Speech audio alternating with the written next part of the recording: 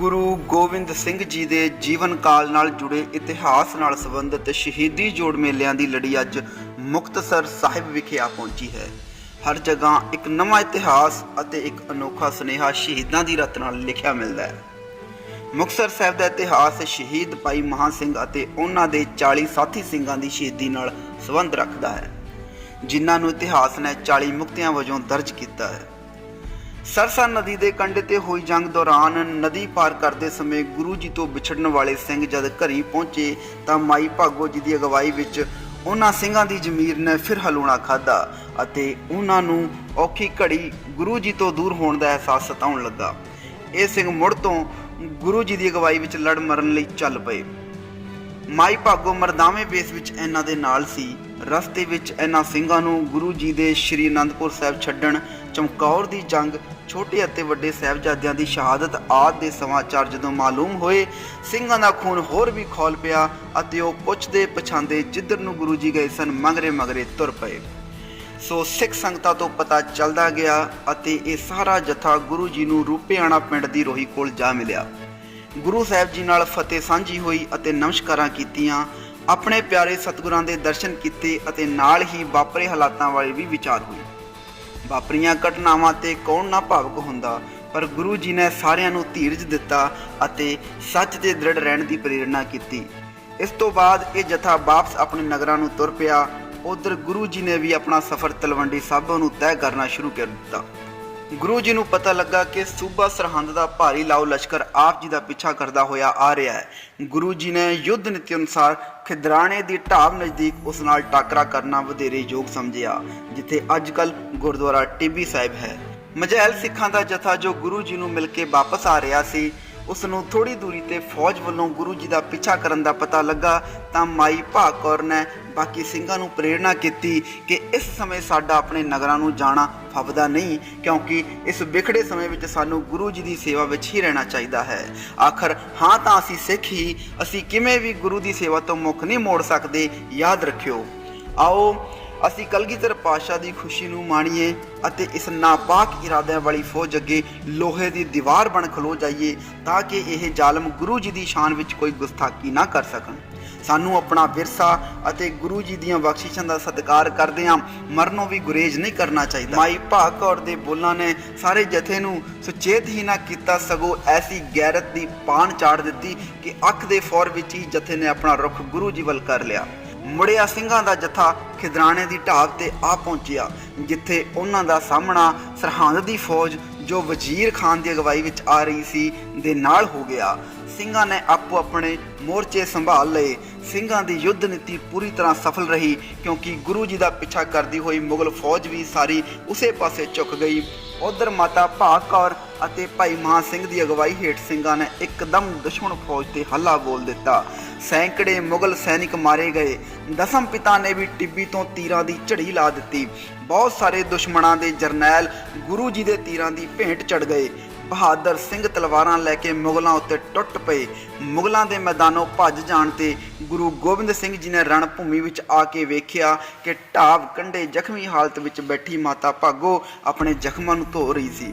माता भागो ने गुरु साहब नूं वेख्या ते दीन दुनी दे पातशाह दे चरणां विच सीस निवाया।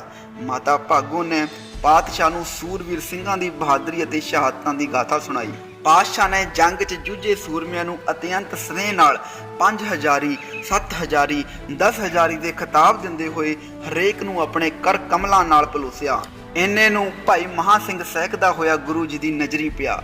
ਪਾਤਸ਼ਾਹ ਨੇ ਉਸ ਦੇ ਸੀਸ ਨੂੰ ਗੋਦ ਵਿੱਚ ਲਿਆ, ਉਸ ਦਾ ਮੂੰਹ ਪੂੰਝਿਆ, ਉਸ ਦੀਆਂ ਅੱਖਾਂ ਖੁੱਲ ਗਈਆਂ। ਜਿਸ ਗੁਰੂ ਜੀ ਦਾ ਧਿਆਨ ਉਸ ਦੇ ਹਿਰਦੇ ਵਿੱਚ ਸੀ, ਉਹਨਾਂ ਦੀ ਗੋਦ ਵਿੱਚ ਹੀ ਉਹਨਾਂ ਦਾ ਦੀਦਾਰ ਕਰ ਰਿਹਾ ਸੀ।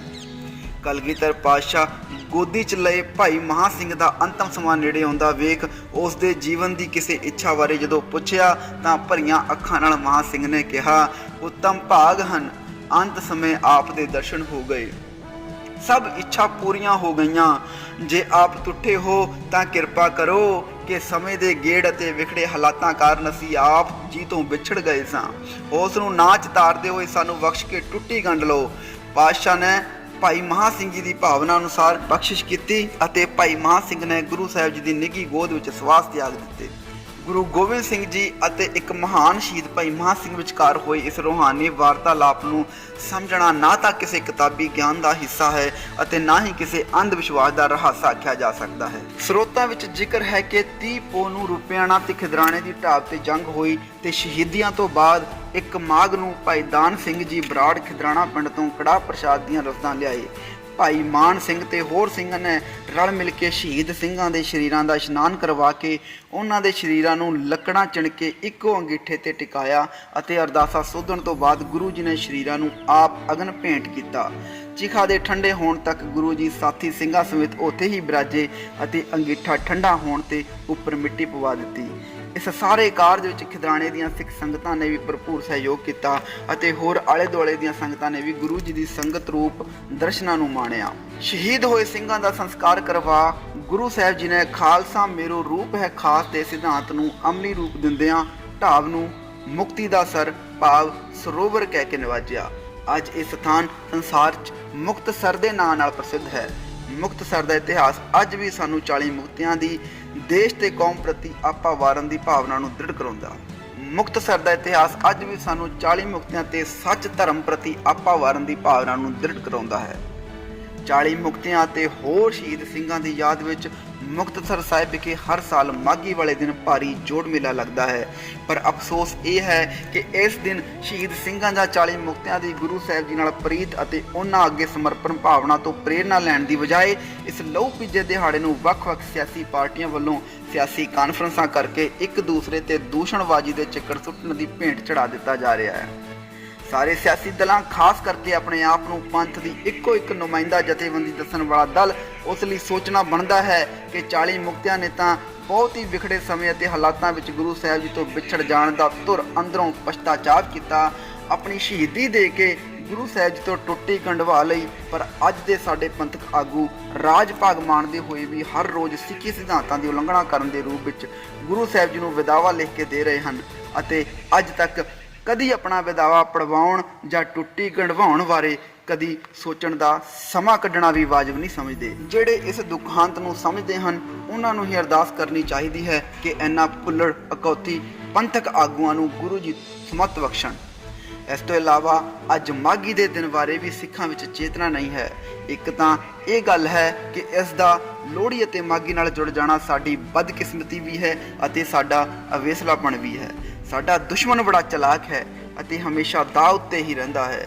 ਤੇ ਦੂਜਾ, ਭਾਈ ਮਹਾਂ ਸਿੰਘ ਵਰਗੇ ਸਿੱਧਕੀ ਸਿੱਖ ਵੱਲੋਂ ਵਿਦਾਵਾ ਦੇਣ ਦੀ ਗੱਲ ਕਿਸੇ ਸੂਝਵਾਨ ਅਤੇ ਚੇਤਨ ਸਿੱਖ ਦੇ ਸੰਗੋਂ ਨਹੀਂ ਉਤਰਦੀ। ਚਲੋ ਜੇ ਮੰਨ ਵੀ ਲਈਏ ਤਾਂ ਇਹ ਵੀ ਸੋਚਣਾ ਬਣਦਾ ਹੈ ਕਿ ਗੱਲ ਕਿਸੇ ਕਾਗਜ਼ੀ ਵਿਦਾਵੇ ਦੀ ਨਹੀਂ ਅਤੇ ਵਿਦਾਵਾ ਲਫ਼ਜ਼ ਸਿਰਫ ਕਾਗਜ਼ ਤੇ ਉਕਰੇ ਹਰਫ ਨਹੀਂ ਹੁੰਦੇ। ਅੱਜ ਜੇ ਸਿੱਖਾਂ ਦੀ ਹਾਲਤ ਵੇਖੀਏ ਤਾਂ ਹਰ ਸਿੱਖ ਹੀ ਵਿਦਾਵੀਆ ਜਾਪਦਾ ਹੈ। ਭਾਈ ਮਹਾਂ ਸਿੰਘ ਨੇ ਕੋਈ ਗੱਦਾਰੀ ਜਾਂ ਗੁਨਾਹ ਨਹੀਂ ਕੀਤਾ ਸੀ। ਜੇ ਕਿਸੇ ਨਾ ਸਮਝ ਨੂੰ ਅਜਿਹਾ ਲੱਗਦਾ ਵੀ ਹੋਵੇ ਜਾਂ ਉਹਨਾਂ ਦੀ ਵਿਦਾਵੇ ਵਾਲੀ ਕਾਗਜ਼ ਦੀ ਦਲੀਲ ਉੱਤੇ ਕੁਝ ਸਮੇਂ ਵਾਸਤੇ ਯਕੀਨ ਵੀ ਕਰ ਲਈਏ ਤਾਂ ਫਿਰ ਵਿਦਾਵਾ ਪੜਵਾਉਣ ਵਾਸਤੇ ਮਹਾਂ ਸਿੰਘ ਨੇ ਤਾਂ ਆਪਣਾ ਸਰੀਰ ਤੁੰਬੇ ਤੁੜਵਾ ਲਿਆ ਅਤੇ ਆਪ ਤਾਂ ਮੁਕਤਾ ਬਣਿਆ ਹੀ ਸੀ, ਸਗੋਂ ਨਾਲ ਦੇ 39 ਸਾਥੀਆਂ ਨੂੰ ਵੀ ਮੁਕਤਿਆਂ ਦਾ ਖਿਤਾਬ ਦਿਵਾ ਕੇ ਇਤਿਹਾਸ ਵਿੱਚ ਸਦੀਵੀ ਜੀਵਨ ਦਾ ਮਾਲਕ ਬਣ ਗਿਆ। ਉਸ ਨੂੰ ਕਿੱਡੀ ਵੱਡੀ ਕੀਮਤ ਚੁਕਵਾ ਕੇ ਮੁੜ ਗੁਰੂ ਦੀ ਖੁਸ਼ੀ ਹਾਸਲ ਕਰਨ ਦਾ ਮੌਕਾ ਮਿਲਿਆ। ਅੱਜ ਦੇ ਸਮੇਂ ਵਿੱਚ ਸਿੱਖ ਸਭ ਕੁਝ ਭੁੱਲਿਆ ਫਿਰਦਾ ਹੈ। ਇੱਕ ਵਿਦਾਵਾ ਨਹੀਂ, ਹੁਣ ਤਾਂ ਇਹ ਆਖਣਾ ਬਣਦਾ ਹੈ ਕਿ ਸਿੱਖ ਦੇ ਵਿਦਾਵਿਆਂ ਦੀ ਫਾਈਲ ਉਸਦੇ ਸਰੀਰ ਦੇ ਵਜ਼ਨ ਨਾਲੋਂ ਵੀ ਭਾਰੀ ਹੋਈ ਪਈ ਹੈ ਅਤੇ ਇਸ ਫਾਨੀ ਸੰਸਾਰ ਤੋਂ ਜਾਣ ਤੋਂ ਪਹਿਲਾਂ ਭਾਈ ਮਹਾਂ ਸਿੰਘ ਨੂੰ ਇੱਕ ਵਿਦਾਵੀ ਕਾਗਜ਼ ਦਾ ਵਜ਼ਨ ਆਤਮਾ ਤੇ ਝੱਲਣਾ ਔਖਾ ਹੋਇਆ ਪਿਆ ਸੀ। ਪਰ ਸਾਡੀ ਆਤਮਾ ਜਿਹੜੀ ਵਿਦਾਵਿਆਂ ਦੇ ਢੇਰ ਥੱਲੇ ਦੱਬੀ ਪਈ ਹੈ, ਇਸ ਦਾ ਕੀ ਬਣੇਗਾ?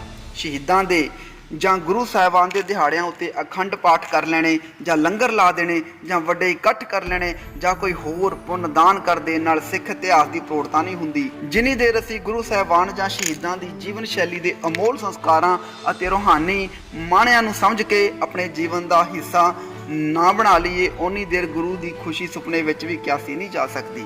ਗੁਰੂ ਬੜਾ ਬਖਸ਼ੰਦ ਹੈ, ਆਪਣੇ ਸਿੱਖ ਨੂੰ ਅਖੀਰ ਤੱਕ ਉਡੀਕਦਾ ਹੈ ਕਿ ਸ਼ਾਇਦ ਇਸ ਨੂੰ ਸਮਝ ਆ ਜਾਵੇ ਅਤੇ ਜਦੋਂ ਤੱਕ ਸਿੱਖ ਸਮਰਪਿਤ ਹੋ ਕੇ ਆ ਜਾਂਦਾ ਹੈ ਫਿਰ ਐਸੀ ਝੋਲੀ ਭਰਦਾ ਹੈ ਕਿ ਵਿਦਾਵੀਏ ਸਿੱਖ ਤੋਂ ਮੁਕਤਾ ਬਣਾ ਦਿੰਦਾ ਹੈ। ਅੱਜ ਸਿੱਖ ਆਪ ਤਾਂ ਖਵਾਰ ਹੋ ਹੀ ਰਿਹਾ ਹੈ ਅਤੇ ਨਾਲ ਉਸ ਦੇ ਸਾਹਮਣੇ ਹਰ ਰੋਜ਼ ਸਿੱਖੀ ਸਿਧਾਂਤਾਂ ਨਾਲ ਵੀ ਖਿਲਵਾੜ ਹੋ ਰਿਹਾ ਹੈ। ਗੁਰੂ ਇਤਿਹਾਸ ਵਿੱਚ ਮਿਲਾਵਟ ਹੋ ਰਹੀ ਹੈ। ਗੁਰੂ ਦੀ ਬਾਣੀ ਨੂੰ ਚੈਲੰਜ ਕਰਨ ਵਾਸਤੇ ਮਨਸੂਬੇ ਘੜੇ ਜਾ ਰਹੇ ਨੇ। ਜਿਸ ਕੌਮ ਦੀਆਂ ਜੜ੍ਹਾਂ ਪੱਕੀਆਂ ਕਰਨ ਵਾਸਤੇ ਆਪਣੇ ਪੁੱਤਰਾਂ ਦੇ 4 ਭੀਮ ਨੀਹਾਂ ਵਿੱਚ ਪਾਏ ਹੋਣ, ਉਹ ਕੌਮ ਅੱਜ ਮੁਕਤੀ ਦੇ ਦਾਤੇ ਨੂੰ ਵਿਸਾਰ ਕੇ ਵਿਪਰਵਾਦੀ ਟੋਲੇ ਦੇ ਰੰਗ ਵਿੱਚ ਰੰਗੀ ਜਾ ਰਹੀ ਹੈ। ਸਿਆਸਤਾਂ ਦੇ ਨਸ਼ੇ ਦੀ ਨੀਂਦ ਨੇ ਸੁੱਧ ਹੀ ਨਹੀਂ ਰਹਿਣ ਦਿੱਤੀ। ਵਿਰਸਾ ਲੁਟਾਈ ਜਾ ਰਹੇ ਹਾਂ, ਆਗੂ ਵਿਦਾਵੇ ਤੇ ਵਿਦਾਵਾ ਲਿਖੀ ਜਾ ਰਹੇ ਹਨ। ਪਰ ਅੱਜ ਜਦੋਂ 40 ਮੁਕਤਿਆਂ ਨੂੰ ਯਾਦ ਕਰੋਗੇ, ਮੁਕਤਸਰ ਸਾਹਿਬ ਦੀ ਧਰਤੀ ਤੇ ਜਾਓਗੇ, ਉੱਥੇ ਅੰਤਰ ਆਤਮਾ ਵਿੱਚ ਕੁਝ ਪਲ ਦੁਨੀਆ ਤੋਂ ਬੇਖਬਰ ਹੋ ਕੇ ਵੇਖਿਓ। ਕਿਤੇ ਕਲਗੀਧਰ ਵੀਰ ਆਸਨ ਹੋ ਕੇ ਬੈਠਾ ਤੁਹਾਡੇ ਵਿੱਚੋਂ ਕਿਸੇ ਦੀ ਉਡੀਕ ਕਰਦਾ ਹੋਵੇਗਾ। ਹੁਣ ਸੀਸ ਦੀ ਭੇਟਾ ਵੀ ਨਹੀਂ, ਸਿਰਫ ਗੁਰੂ ਵੱਲ ਮੂੰਹ ਕਰਨ ਦੀ ਲੋੜ ਹੈ। ਦਸ਼ਮੇਸ਼ ਜੀ ਸਿੰਨੇ ਨਾਲ ਲਾ ਲੈਣਗੇ।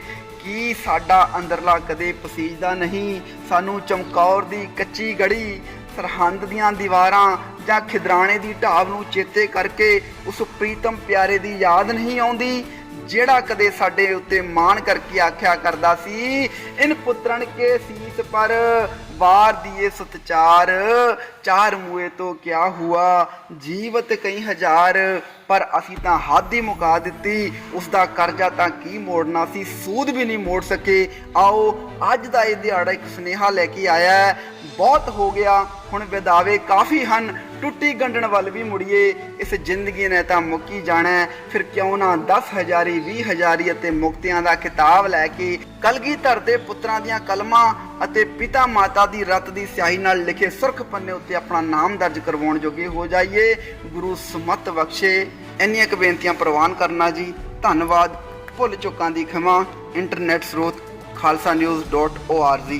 ਟਰੂ ਲਰਨਰ ਚੈਨਲ ਨੂੰ ਸਬਸਕ੍ਰਾਈਬ ਕਰਨਾ ਨਾ ਭੁੱਲਣਾ। ਟਰੂ ਲਰਨਰ, ਆਓ ਸਿੱਖਦੇ ਰਹੀਏ।